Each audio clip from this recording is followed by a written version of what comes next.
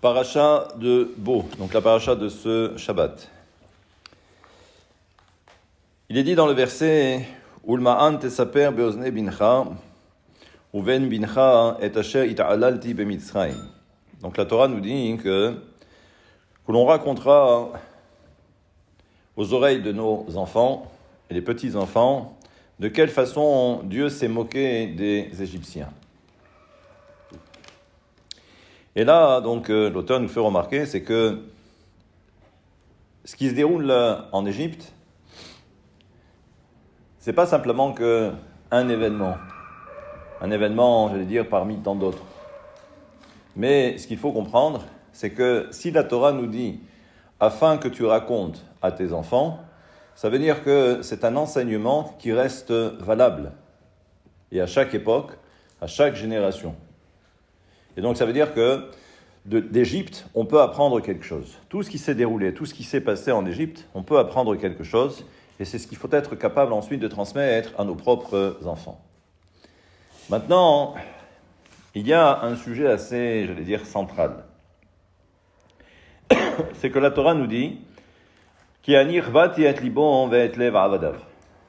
Akadosh Baruch Hu a endurci le cœur de Pharaon et également de ses serviteurs, de ses sujets. Et là, ça pose problème, parce que nous savons que le propre de l'homme, c'est justement d'avoir été doté de ce que nous appelons le libre arbitre. Autrement dit, la Bechira Chofshit. Un homme ne peut évoluer, un homme ne peut progresser que s'il est capable de s'emparer de son libre arbitre pour ensuite faire le bien. Et là, on voit que on demande à Paro de laisser sortir le peuple d'Israël, mais on lui retire toute possibilité de pouvoir user de son libre arbitre. Et là, donc, ça pose problème. Et ensuite, on ne comprend pas. C'est-à-dire que d'un côté, on endurcit son cœur, de l'autre côté, on va voir que les plaies vont s'abattre les unes après les autres sur l'Égypte, et on a l'impression que, étant donné qu'il n'a plus de libre arbitre, eh bien, il est, j'allais dire, au gré du vent. C'est-à-dire que, comme une feuille, qui est totalement manipulée par les événements. Et ça pose problème. Donc, c'est ce que nous allons découvrir. C'est-à-dire que la première des questions, c'était de dire, mais qu'est-ce que l'on peut ensuite enseigner à nos enfants ? L'Égypte, c'est une chose. Ce qui s'est passé en Égypte, c'est une chose.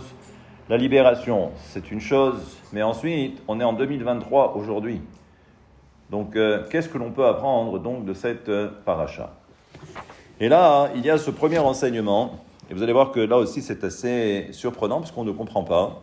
C'est un commentaire très simple, c'est le commentaire de Rashi. Rashi sur place nous dit que Me'achar shirshia ve'itris kenegdi ve'galui lefanai shen nachat ruach be'umot la tête lève shalem la chouf. Akadosh Baruch Hu, il dit, bon, je vois bien que Pharaon est en train de s'entêter. Donc non seulement il s'entête à refuser, à laisser sortir le peuple d'Israël, mais plus que cela, on s'aperçoit également que l'esclavage va maintenant s'intensifier. On a vu avec la paracha de la semaine dernière, on a vu que, il n'y a plus de paille, il faut aller chercher la paille et vous ferez exactement le même quota de briques. Donc on voit que ça devient pénible. Et on sait également, d'après ce Rashi, que c'est pas, entre guillemets, je dis bien entre guillemets, de l'intérêt de Akadosh Baruch Hu que les nations fassent teshuva. Tov lishit caché libo le ma'an arbot bo ototai.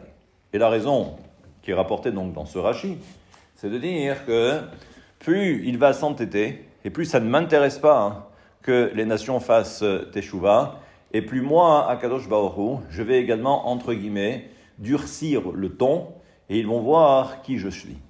D'ailleurs, si vous vous rappelez, petite parenthèse, c'est que dans la paracha de la semaine dernière, nous avons bien vu que tout ce qui se passe en Égypte, les 10 plaies, on va voir que c'est la volonté de Dieu de montrer l'étendue de sa puissance. Les ma'an da'at, c'est que tout le monde va savoir qui je suis. Et on va voir que ça va ensuite à travers les différents versets, on va voir que la chose va s'affiner davantage. Ça veut dire qu'il y a Dieu qui dirige le monde.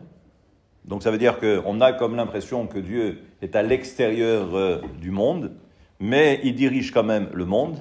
Et plus on va aller, et plus on va s'apercevoir qu'à un moment donné, Akadosh Baruch Hu va bien montrer que Akadosh Baruch Hu, il n'est pas simplement qu'à l'extérieur du monde, mais qu'il est également à l'intérieur de chaque chose.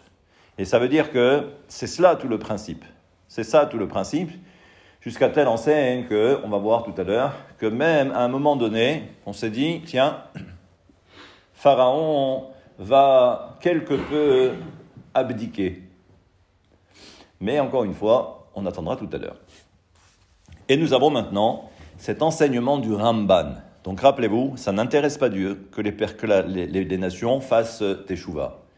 Parce que faire teshuva, ça veut dire qu'on doit tout arrêter. Et si on doit tout arrêter, donc Dieu ne peut pas montrer l'étendue de sa puissance. Je sais que c'est mal, on a du mal à entendre, mais c'est le commentaire de Rashi. Aval kasher gavru amakot ala v'ni'al isbol otam, rach libo v'aya nimlach leshalecham mechubad mikoved hamakom. On nous dit, mais ça veut dire quoi? Akadosh Baruch Hu a endurci le cœur de Pharaon.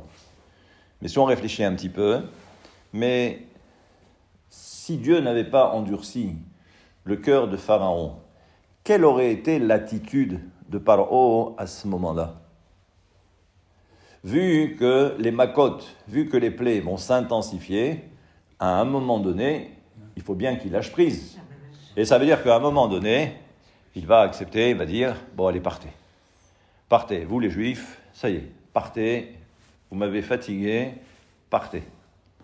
Mais on voit que non, on voit que Akadosh Baruch Hu, il endurcit le cœur, comme si en fait Akadosh Baruch Hu ne veut pas justement que Paro arrive justement à prendre cette décision en disant « partez ».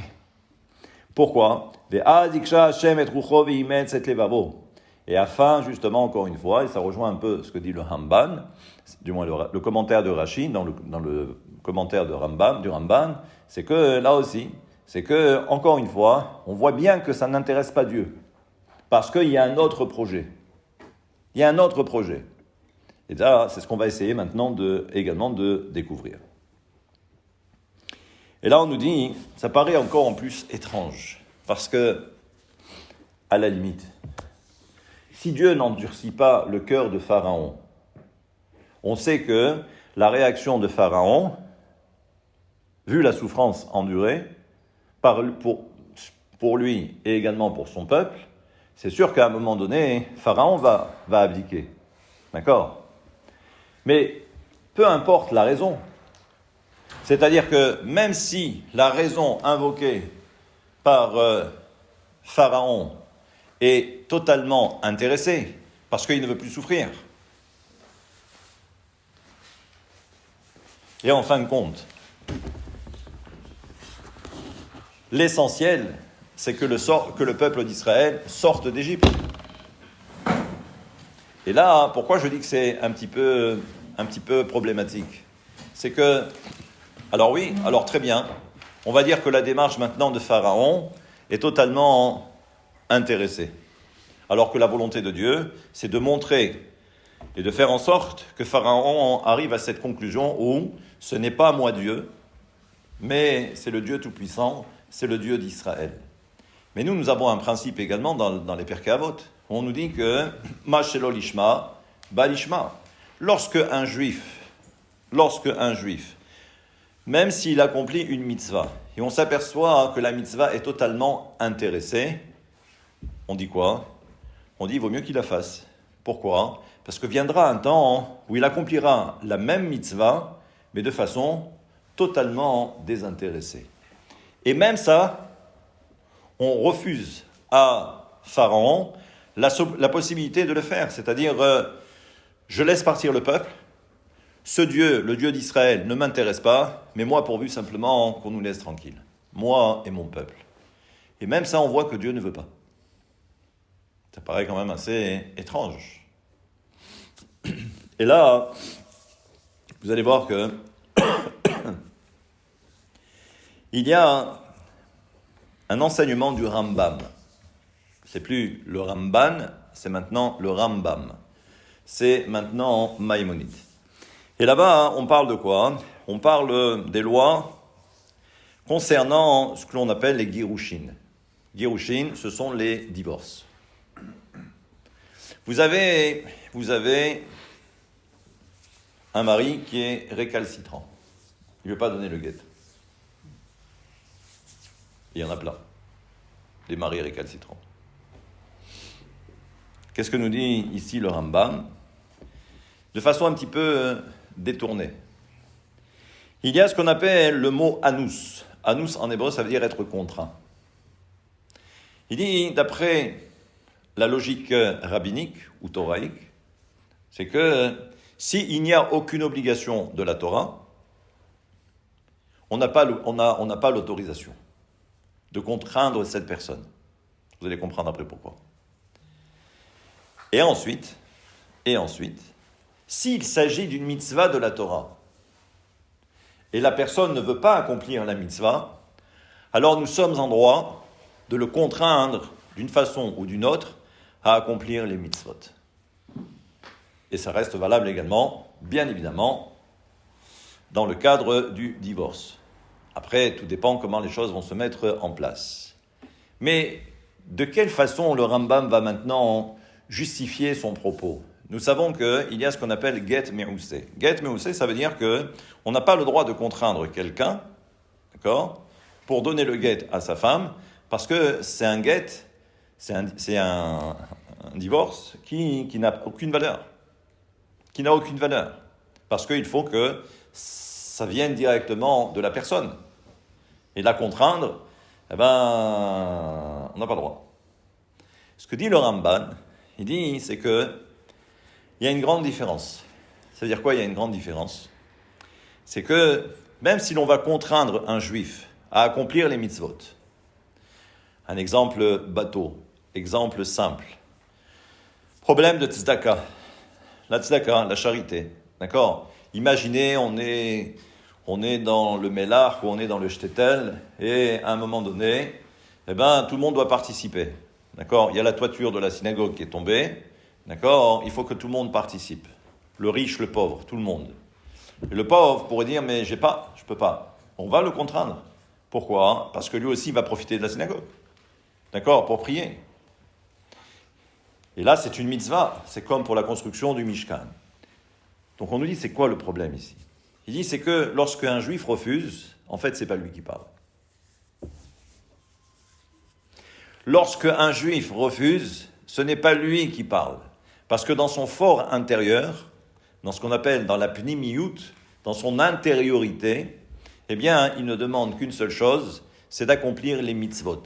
Tout en sachant que accomplir les mitzvot, c'est être connecté avec le Créateur, avec le bon Dieu.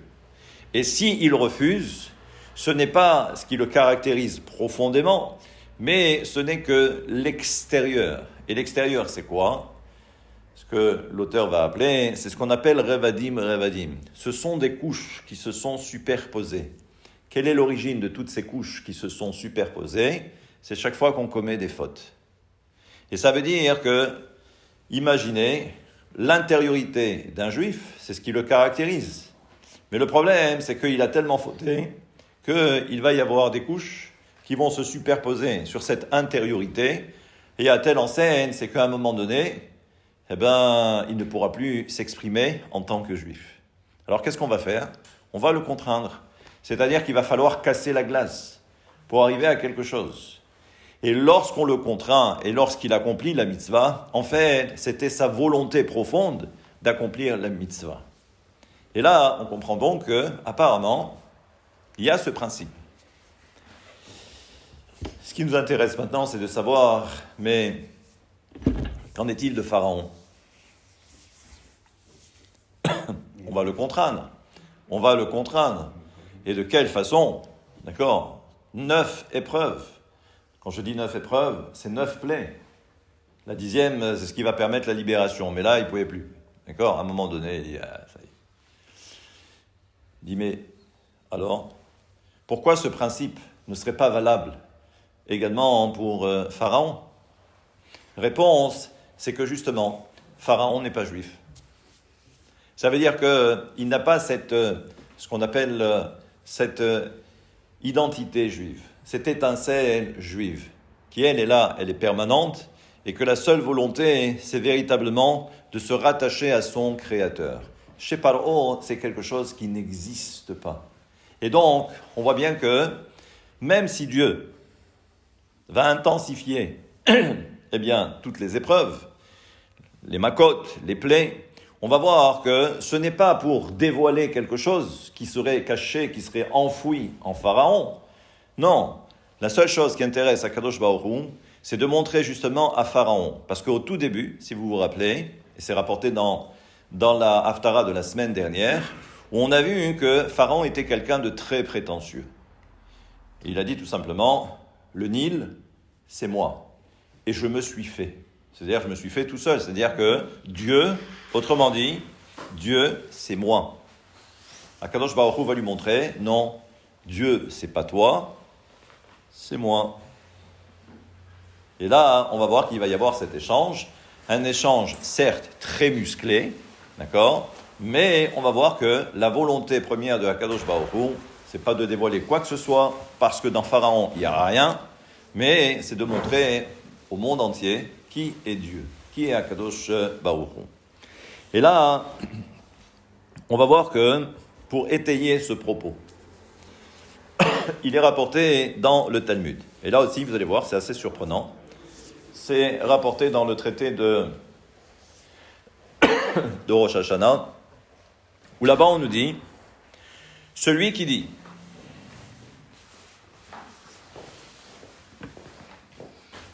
c'est là zo la tzedaka. Cette pièce, c'est pour la tzedaka. Cette pièce d'argent, d'accord, c'est pour la tzedaka. Et pourquoi ? Pour que mon fils guérisse. Donc je fais la tzedaka pour que mon fils guérisse. Ou celui qui dit également, je donne cette pièce de tzedaka pour avoir une part dans le monde futur. Et le Talmud nous dit alors, qu'est-ce qu'on fait de cet individu ? Eh bien, on nous dit dans le Talmud qu'il est tzadik gamour. C'est un juste, intègre, gamour, complet. C'est un vrai. Ça paraît quand même assez étonnant, non ? Surtout qu'il y a écrit dans les Perkei Avot qu'on ne doit pas servir le Créateur de façon aussi intéressée. Et là, c'est pas simplement que c'est intéressé, mais en plus, on voit que on lui accorde le titre de tzaddik, même pas tzaddik tout court, tzaddik gamour, complet. Et là, on se dit, il y a quelque chose qui ne va pas. Il dit en fait, c'est que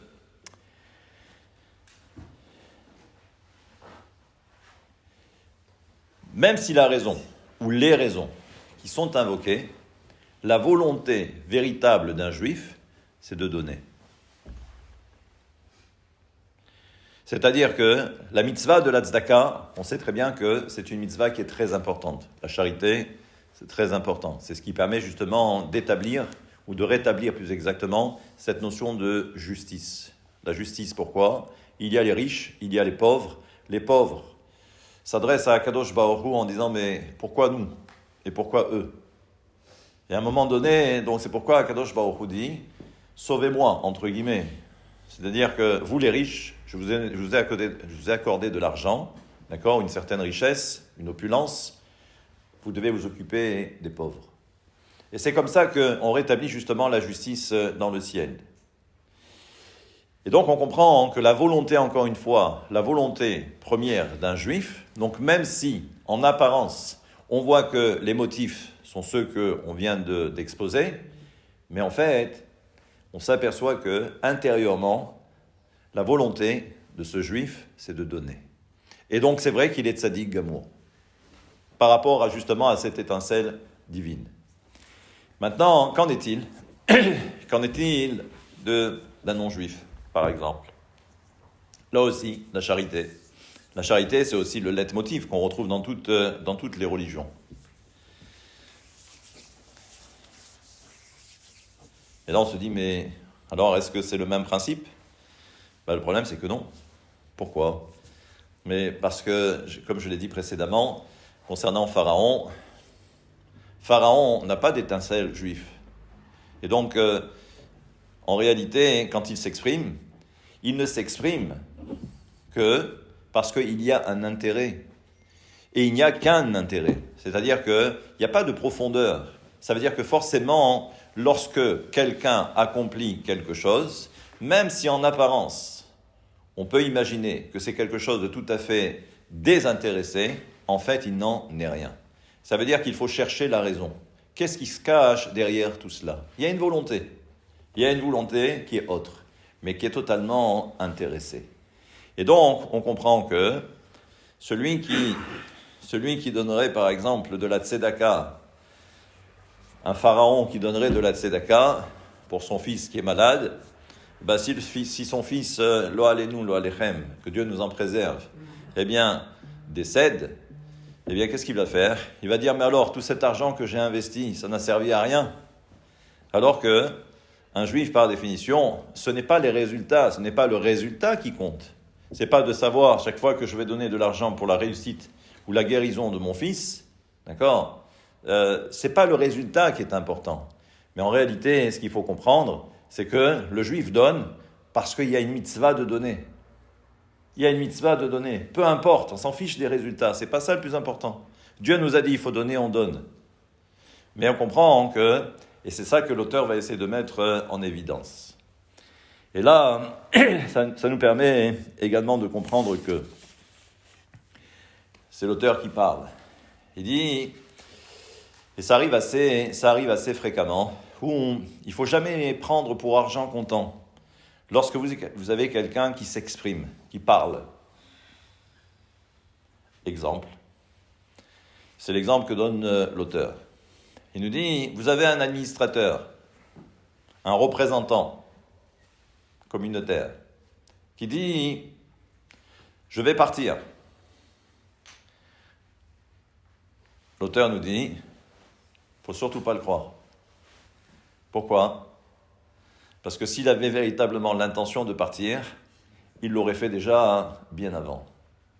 Donc ça veut dire que les gens parlent, d'accord? Mais ce n'est qu'une apparence. Ce n'est qu'une apparence.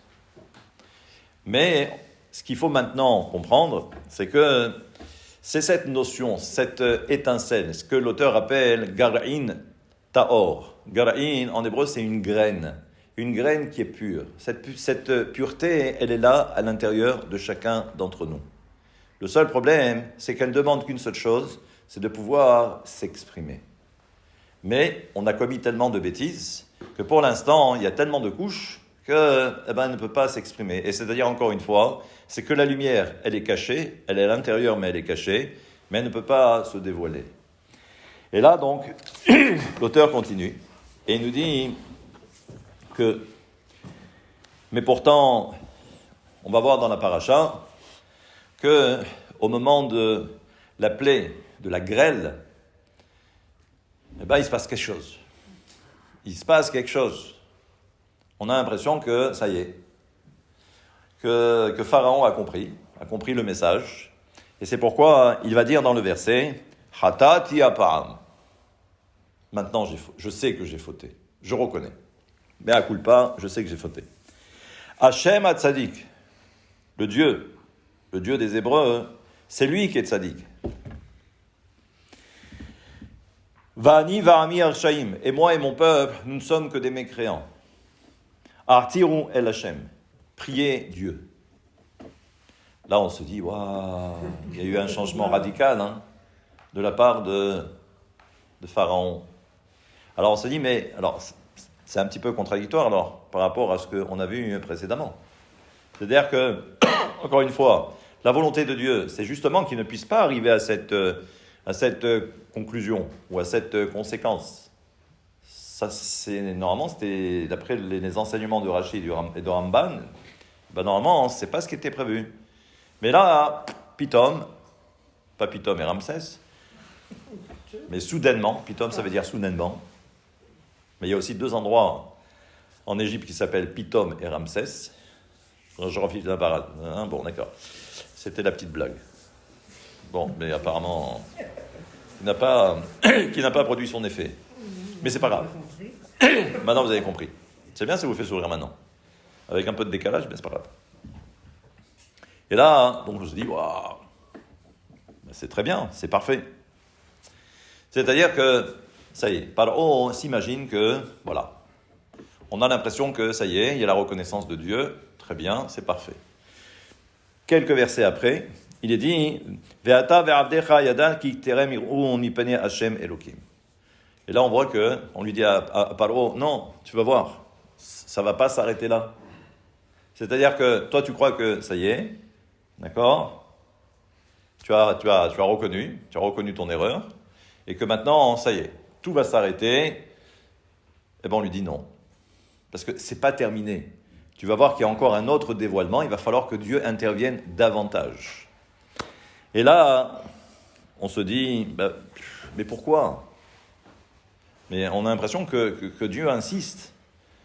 On a l'impression que c'est dur, hein ? Eh bien, en fin de compte, vous allez voir que il y a la 10e plaie qui intervient. La 10e plaie, c'est la plus dure. D'accord ? C'est la mort des premiers-nés. Et là, on voit que Pharaon est obligé d'abdiquer. Il vient de perdre son fils. Je rappelle qu'il est lui-même premier-né, mais il a été préservé justement pour qu'il assiste justement à cette 10e plaie. Et là, c'est le coup de massue. Et là, il laisse sortir le peuple d'Israël. Et là, on se dit, bon, ça y est, il a compris. Et là, on nous dit, eh ben non. Parce que dans la paracha de la semaine prochaine, la paracha de Béchalach, apparemment, Pharaon va faire maintenant volte-face. Et il va dire, mais comment j'ai laissé sortir les Hébreux, les Juifs, mes esclaves ? Et là, on voit aussi que, armés, avec des chariots, avec beaucoup de chevaux, c'est ce que dit donc la Torah. Et d'ailleurs, petite parenthèse, on se dit, mais d'où proviennent les chevaux ? Parce que normalement, le verset dit que tout a été détruit. Sauf, où on voit que dans le verset, il est dit, Ayare edvar Hashem. C'est-à-dire que Moshe Rabbeinu intervient, c'est-à-dire il anticipe, il annonce, il dit voilà ce qui va arriver, ce qu'on appelle la notion de Hatra'a, d'accord ? Et il leur dit voilà, maintenant, si vous avez la crainte de Dieu, alors faites rentrer, c'est-à-dire vos animaux, d'accord ? Pour qu'ils soient protégés. Et là, on comprend qu'en fait, Paro, quand il récupère les chevaux, mais c'était les chevaux qui appartenaient à qui ? À ceux qui justement avaient eu la crainte de Dieu. D'accord ? Et c'est pourquoi donc leurs animaux, leurs chevaux avaient été totalement protégés. Mais là on se dit, mais lorsque la Torah nous dit qu'ils avaient vraiment la crainte de Dieu, c'était pas une apparence, c'était pas un faux semblant, c'était une réalité parce que la Torah en parle. Ça veut dire que ceux qui ont gardé leur bétail, leurs chevaux à l'étable, c'est parce que justement la Torah nous dit qu'ils avaient la crainte de Dieu. D'accord ? Donc c'est une réalité. Et là on se dit, mais qu'est-ce qui s'est passé alors ? Eux aussi ils ont changé, ils ont accepté de donner comme ça leur bétail à Pharaon, du moins leurs chevaux. Alors même si c'est Pharaon, mais c'est fini, il n'y a plus de Pharaon.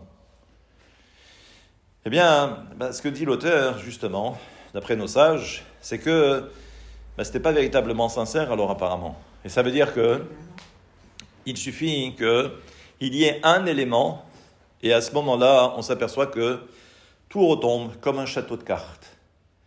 C'est ce qu'on appelle A'et Amifhan, c'est-à-dire qu'au moment opportun, c'est là où on va pouvoir jauger la personne. C'est-à-dire qu'avoir la crainte de Dieu, quand tout va bien,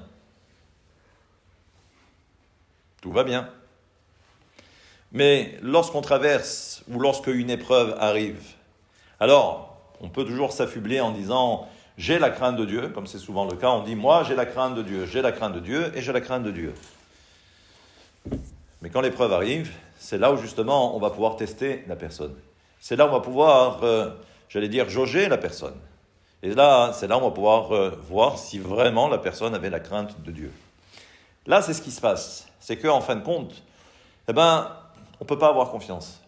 On ne peut pas avoir confiance ni dans Paro, ni dans ses sujets, et même ceux, pourtant la Torah a dit qu'ils avaient la crainte de Dieu. Mais encore une fois, un événement peut tout chambouler. Et c'est ce qui se passe. Je referme vite la parenthèse, mais je peux vite en ouvrir une autre. Parce que ce qui est valable pour les sujets de Paro, mais c'est valable également pour nous, à plus forte raison. Et ça veut dire qu'il n'y a pas d'acquis. On pourrait croire que, mais quand l'épreuve est là, c'est là où on s'aperçoit que malheureusement, on a tendance un petit peu, j'allais dire, à chavirer, à tanguer, et même parfois à perdre confiance. Et là, c'est là où s'installe la notion du yéhouch. Le yéhouch, c'est quoi? C'est le désespoir. Et là, on peut dire que le Yetzer Hara a d'abord gagné, parce que tout son travail, c'est justement de faire en sorte qu'un juif, à un moment donné, perde pied, et qu'il n'ait plus confiance en lui, et qu'à partir de là, eh bien ça y est, il est au gré du vent, comme une feuille. Alors que l'on doit essayer de se maintenir, de rester arc-bouté sur ses pieds, et se dire qu'il y a l'épreuve, certes, mais moi j'ai confiance en Dieu. Dieu ne peut pas m'abandonner. Et d'ailleurs, eh bien, il est écrit quoi? Que tout ce que l'on vient de dire, cette fameuse étincelle, d'accord, la fameuse étincelle juive, elle est toujours là, elle est toujours présente. Et rappelez-vous, c'est un des cours que l'on avait vu la semaine dernière, ou il y a 2 semaines, je ne sais plus, dans Shemot, où j'avais dit à travers justement le buisson ardent, le fameux buisson ardent. La question c'était, pourquoi avoir choisi un buisson ardent? Du moins, déjà un buisson. Ensuite, ardent, on verra après. Mais pourquoi un buisson? C'est tout ce que Dieu a trouvé pour se manifester, pour se dévoiler, pour la première fois en plus. Il aurait pu prendre un arbre, je ne sais pas, beaucoup plus grand, beaucoup plus gigantesque, à son image, quelque chose comme ça. On nous dit non. Buisson, petit buisson, avec plein d'épines à l'intérieur. Mais en fait, c'est simplement pour montrer la chose suivante. C'est que Moshe Rabbeinu aussi ne comprend pas le principe. Parce qu'il ne voit pas la différence. Le peuple, c'est le peuple.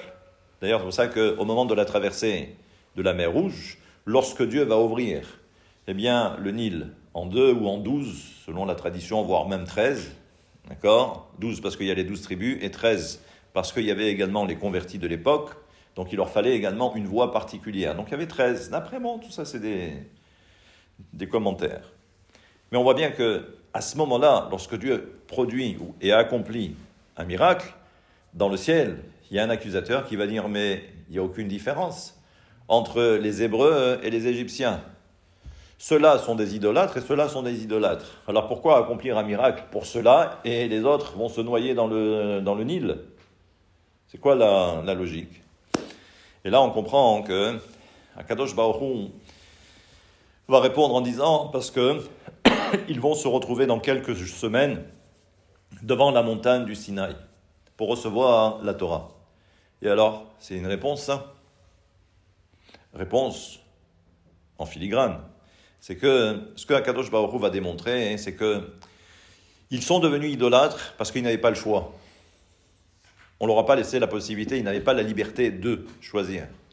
Mais ça veut dire quoi aussi? C'est que tout ce que vous voyez, ce n'est qu'une apparence. Ce sont des couches et des couches. Et d'ailleurs, c'est ce qu'on va appeler les 49 portes d'impureté. Mais en fait, si on retire ces 49 portes d'impureté, le juif reste un juif. C'est-à-dire qu'il redevient ce qu'il a toujours été. Et donc, c'est ce que Akadosh Baruch Hu va dire, non seulement à l'accusateur, mais c'est également le message qu'il va transmettre à Moshe Rabbeinu, devant le buisson ardent. Parce que lui-même, Moshe Rabbeinu était intrigué, il a dit, mais tu veux que je fasse sortir le peuple d'Israël, mais tu as vu dans quel état ils sont? Ils vont même pas m'écouter. Donc ça servirait à quoi? Et donc, Akadosh Baruch Hu va lui montrer qu'il y a cette étincelle. Cette étincelle, elle est permanente. Et même si l'homme transgresse, même si les juifs transgressent, à l'intérieur, dans sa pnimiyut, dans son intériorité, eh bien, il reste un juif à part entière. Et donc, c'est ce que l'on comprend ici. C'est-à-dire que, on voit bien que, là aussi, Akadosh Baruch Hu va faire la démonstration comme quoi il y a une grande différence. Paro, c'est Paro, et le peuple d'Israël, c'est le peuple d'Israël. En Paro, il n'y a rien. Il n'y a rien. Donc, la seule volonté de Dieu, c'est justement à travers les plaies, de montrer quelle est l'étendue, encore une fois, de sa puissance. Et le reste, c'est pas important, parce qu'il n'y a rien. Et l'auteur continue, il nous dit que, rappelez-vous, et ça c'est rapporté, Ko amar Hashem Eloke ha'ivrim, ad matai me'anta le'anot mipanai. Et là-bas nous avons ce commentaire du Sfat Emet, qui dit, Omnam HaKadosh Baruch Hu irbit et libo shel Paro. On sait que HaKadosh Baruch Hu a endurci le cœur de Pharaon. D'accord? Mais on va voir que le Sfat Emet va rajouter quelque chose. Il va dire Paro lo nagal kach. Omnam achbadat alev haïta me'et HaKadosh Baruch Hu. Ach seter libo Paro aya sameach umerutse bekach. Et là, regardez, le commentaire du Sfat Emet, c'est de dire que Paro, non seulement il n'a rien, c'est-à-dire qu'il n'y a rien de positif, il n'y a pas d'étincelle, d'accord? Il n'y a rien de divin en lui. Mais plus que cela, c'est que le Sfat Emet nous dit que lorsque Dieu va endurcir le cœur de Pharaon, Pharaon va se réjouir du fait que Akadosh Baruch Hu ait endurci son cœur.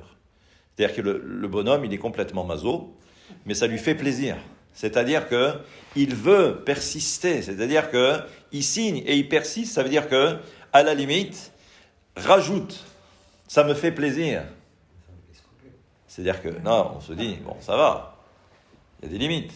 Mais on voit que même dans le mal, on est capable justement, j'allais dire, d'accorder beaucoup de crédit au mal, et même d'en retirer, j'allais dire, une satisfaction ou une jouissance. Et là, on se dit, mais c'est incroyable.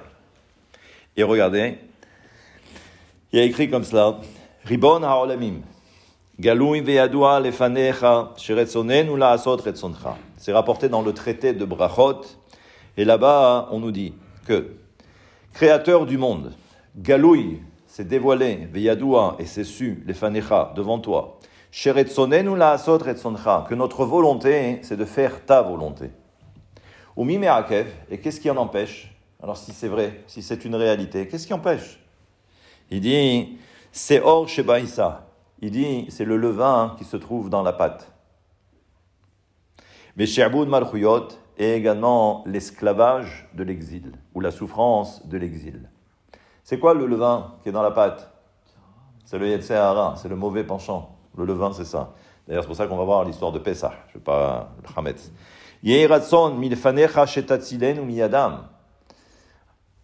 On demande à Akadosh Baruch Hu, c'est une prière que l'on adresse à Dieu en disant, Dieu, aide-nous, d'accord? Protège-nous et sauve-nous de cela. Cela, c'est, on a dit donc le Yetzer Hara, donc le levain qui est dans la pâte, et également l'exil. Et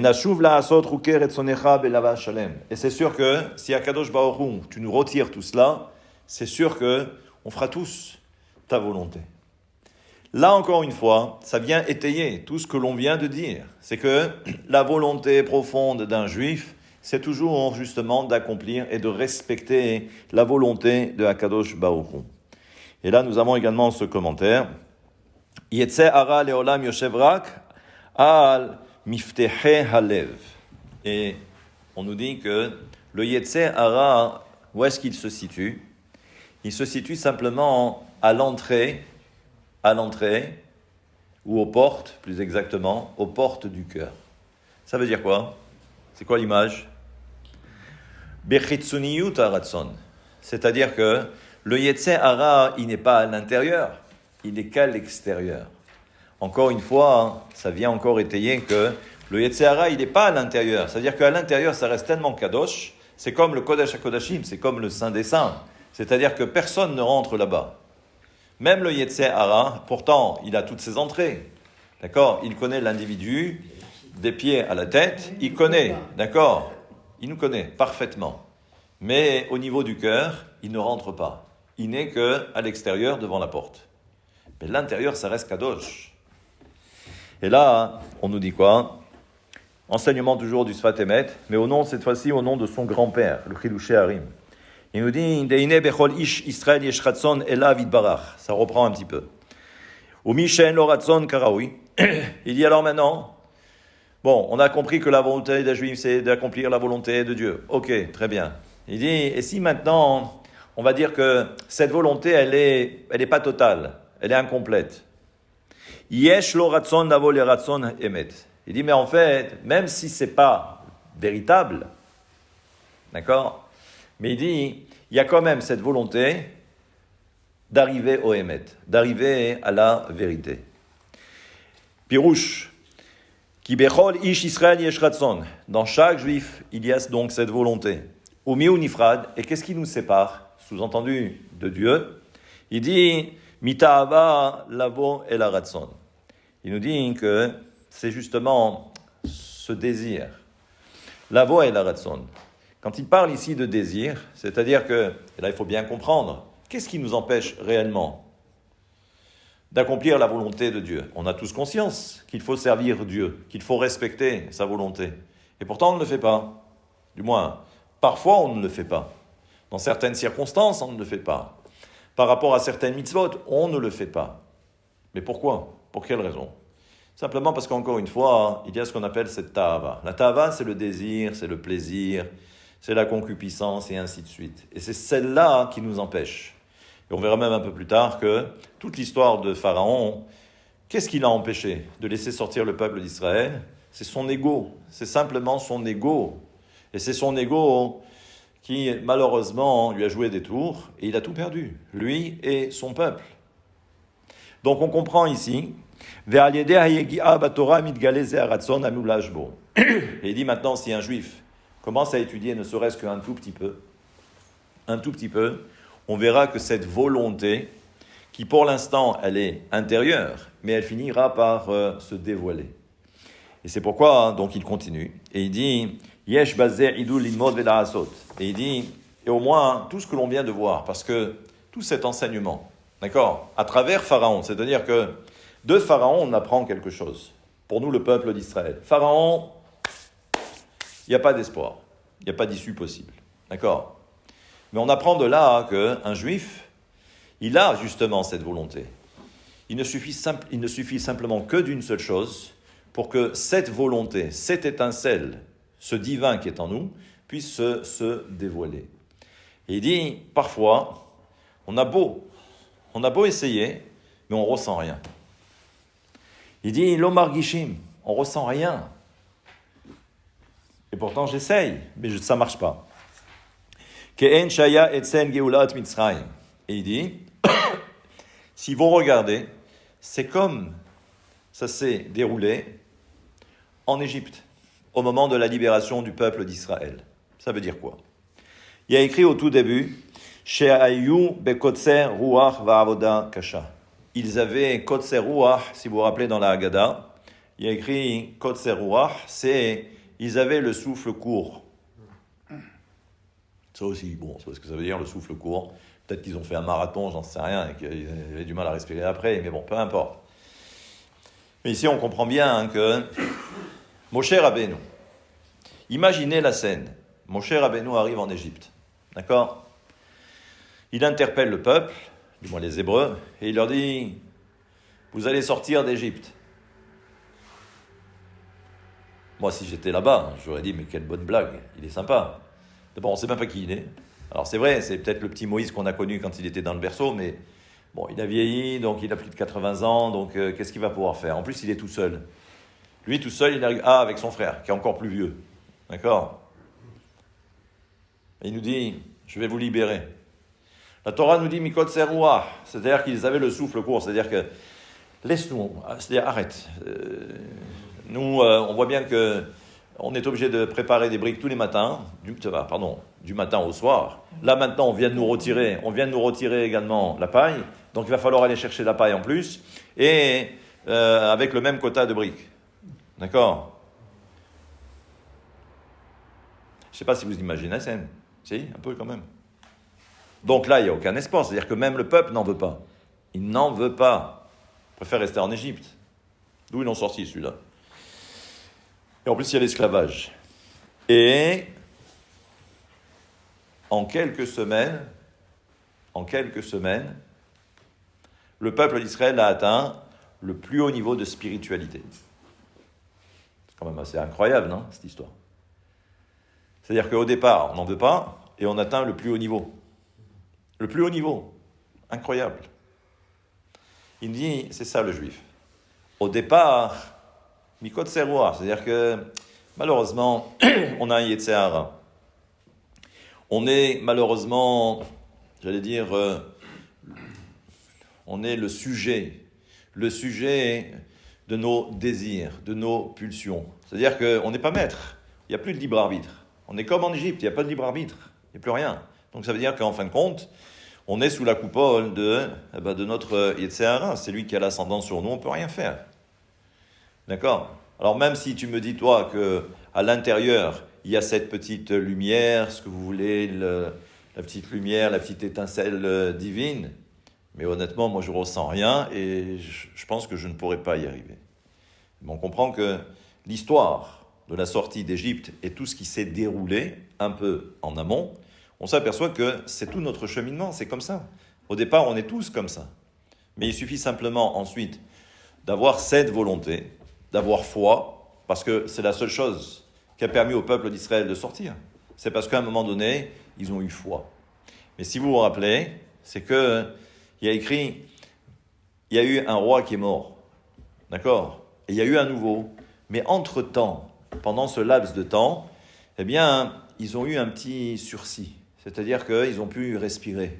C'est à ce moment-là que, quand on dit il y a eu ce petit sursis, ça veut dire que même si on s'est laissé embrigader par notre Yetzer Hara, et on sait très bien qu'il n'y a plus aucun espoir, mais si on arrive, c'est-à-dire que à éliminer une partie de ce Yetzer Hara, même si c'est une partie infime, on s'aperçoit que ça peut changer toute la donne. Et ça veut dire que, comme dans le verset, il a suffi simplement que le peuple d'Israël crie, appelle au secours Dieu, et là, à ce moment-là, Dieu a dit, j'ai entendu. Un juif, s'il entend à un moment donné, je veux m'en sortir, Dieu entend, et c'est là qu'il envoie un Moshe Rabbeinu. Et nous avons tous notre propre Moshe Rabbeinu qui vient nous libérer. Et c'est ça qui est le plus important. Et c'est ça qu'il faut certainement comprendre. Et c'est peut-être ça la transmission, afin que vous puissiez raconter à vos enfants et à vos petits-enfants et à vos arrière-petits-enfants que c'est comme ça que ça fonctionne. Et dès l'instant où on a connaissance, justement, de cette étincelle divine qui nous anime, qui est en nous, pour l'instant elle est cachée, mais elle peut faire toute la différence et elle ne pourra jamais s'éteindre, cette lumière. Et c'est certainement ça le plus important. Donc, moralité, on ne regarde jamais les apparences, et un juif, ça reste un juif, quel qu'il soit, même s'il est mauvais en apparence, ça reste un juif. Et c'est ça le message. Je pense que c'est un message important, surtout lorsqu'on